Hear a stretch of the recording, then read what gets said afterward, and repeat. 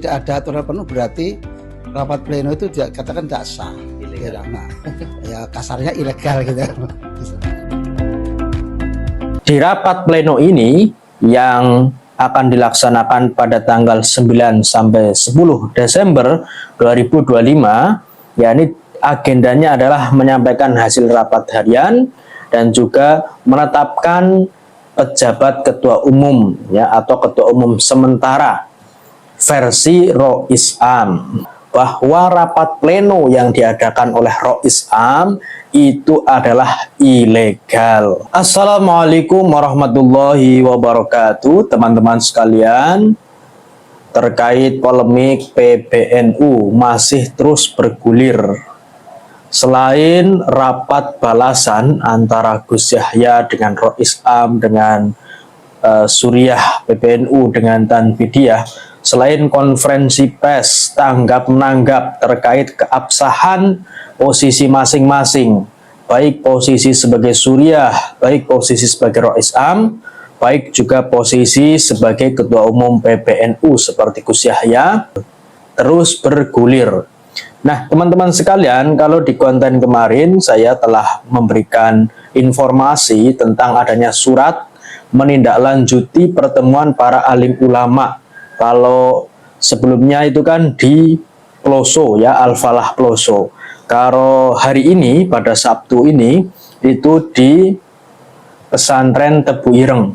Nah, teman-teman sekalian, tidak tinggal diam, Rois Am menyerukan kepada komplotannya, termasuk juga kepada para jongos-jongos Baklawi, takbir, untuk mendukung dan membuat sebuah barisan yang kokoh mempertahankan posisi dan surat edarannya yang mempertegas dan mengundurkan Gus Yahya sebagai ketua umum. Teman-teman, selain itu Rois Am beserta Rois Suriah dan pasukannya mengeluarkan surat yang berjudul Rapat Pleno ya, Pengurus Besar Nahdlatul Ulama. Judulnya Rapat Pleno. Yang terhormat Pengurus Besar Pleno ya. Jadi menjadi sebuah gabungan kelompoknya Mbah Rois Am untuk kemudian menghadiri rapat pleno. Assalamualaikum warahmatullahi wabarakatuh. Teriring doa serta salam, semoga Allah senantiasa memberikan bimbingan dan pertolongan kepada kita, amin. Menindaklanjuti hasil keputusan rapat harian Suriah Pengurus Besar Nahdlatul Ulama pada tanggal 20 November 2025 sebagaimana rislah rapat terlampir dan dengan merujuk ketentuan-ketentuan yang diatur ya, maka dengan ini saya baca poinnya ya, karena 1 sampai 6 itu berisi tentang pasal-pasal, baik ada RT yang ada di PBNU, baik juga pasal secara konstitusional ya. Poinnya di sini adalah, maka dengan menindaklanjuti surat edaran pada 20 November lalu yang berisi memberhentikan Gus Yahya, kami mengundang pengurus besar pleno, Mustasar, pengurus harian Suriah, pengurus harian Tanfidiyah, ketua lembaga PBNU, dan ketua umum pimpinan pusat Badan Otonom NU untuk hadir dalam rapat pleno PBNU pada hari Selasa besok, teman-teman ya, sampai Rabu ya, tanggal 18 sampai 19 Jumadil Akhir 9 sampai 10 Desember 2025 ya, di Hotel Sultan Jakarta. Ini agendanya, yakni adalah 1, penyampaian hasil rapat harian Suriah PBNU, penetapan pejabat ketua umum PBNU. Teman-teman sekalian, jadi rapat pleno ini diantara lain 1, menyampaikan hasil rapat harian Suriah PBNU, yang kedua penetapan pejabat ketua umum PBNU atau PJ ya. Jadi ya, di rapat pleno ini yang akan dilaksanakan pada tanggal 9 sampai 10 Desember 2025, yakni agendanya adalah menyampaikan hasil rapat harian dan juga menetapkan pejabat ketua umum ya atau ketua umum sementara versi Rois Am. Nah, teman-teman sekalian, seperti awal yang saya katakan, saling balas membalas. Sedangkan pada hari ini Sabtu sedang berkumpul ya para alim ulama, para sesepuh di Pondok Pesantren Tebu Ireng. Banyak ya tokoh yang sudah hadir, di antara lain juga ada Kiai Haji Said Akil Sirot dan para alim ulama lainnya, teman-teman.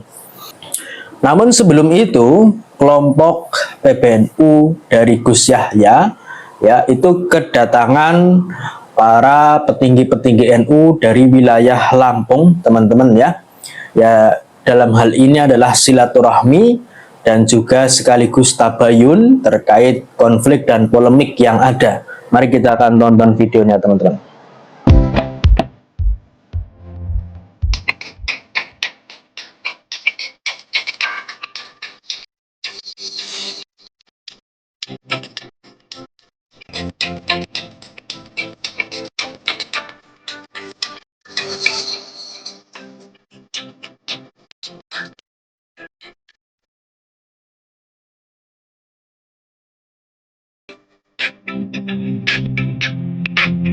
Alhamdulillah dari PBNU Lampung Oku dan Oki bersama-sama bersilaturahmi ke PBNU ini. Yang pertama menghendaki seluruh PBNU itu bertabayun kepada khususnya agar kita menemukan titik baiknya. Jangan ada hal-hal yang di luar sana ada pernyataan bahwa ketum itu salah. Menurut kami yang hadir ini bagaimana kedua-duanya berislah dengan kebaikan, itu menurut kami.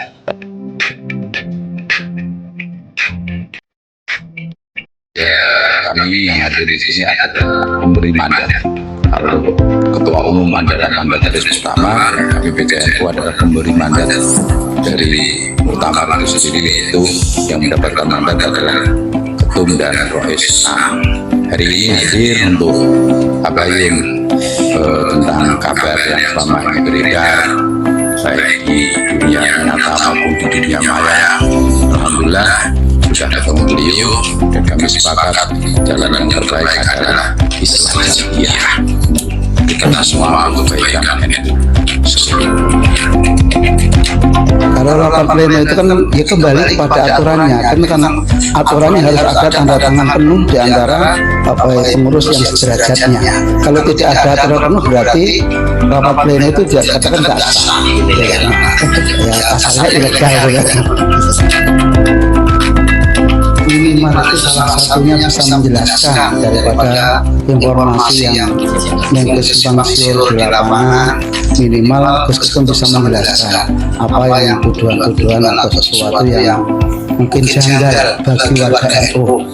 Kemudian ada penegasan juga kembali kepada CRT, karena ulama itu sangat menjunjung tinggi terhadap aturan-aturan yang dibikinnya, karena mengacu kepada Rasulullah, kepada hadis Syekh, itu juga mengikuti aturan-aturan yang dibikinnya.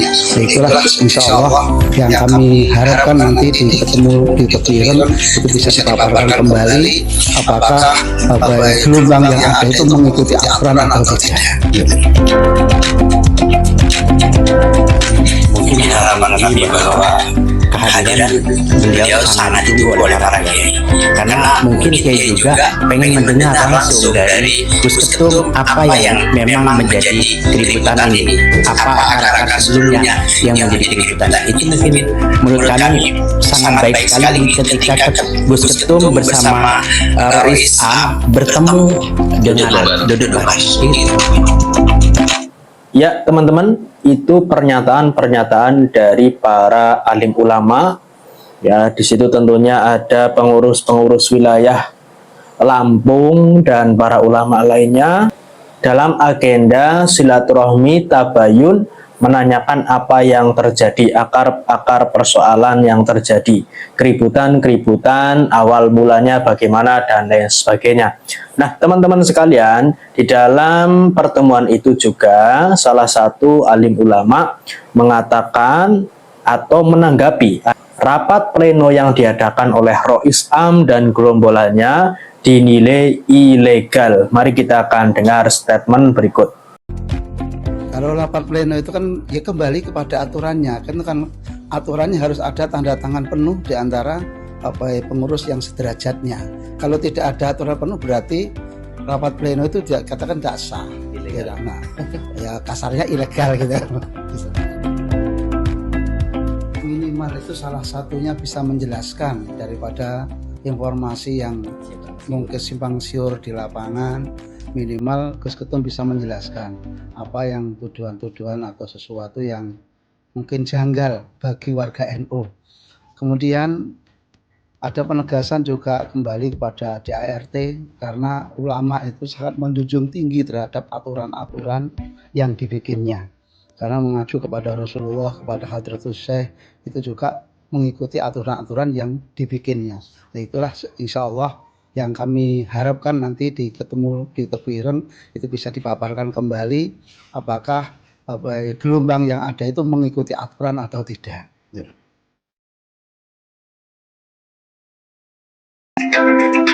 Ya teman-teman, di situ juga dijelaskan nantinya para alim ulama juga ikut ya, para alim ulama yang ada di situ juga ikut melakukan perkumpulan di pesantren Tebu Ireng, dan juga nanti salah satu alim ulama ini memaparkan ya kembali kepada ADART yang ada, aturan-aturan yang telah dibuat oleh para alim ulama terdahulu. Teman-teman sekalian, di sini juga dikatakan bahwa nantinya Gus Ketum akan memberikan informasi penjelasan terkait apa yang terjadi, keributan apa yang terjadi. Kita ambil poin ya, jadi ini sama saja kelompoknya Gus Yahya dalam hal ini memegang kuat ADART, memegang kuat posisi Gus Yahya sebagai ketua umum. Dan di sini dikatakan pula bahwa rapat pleno yang diadakan oleh Rois Am itu adalah ilegal. Begitu teman-teman ya. Mungkin itu informasi terkini, semoga bermanfaat. Kita akan menunggu informasi berikutnya termasuk rapat yang sedang diadakan di Tebu Ireng. Assalamualaikum warahmatullahi wabarakatuh.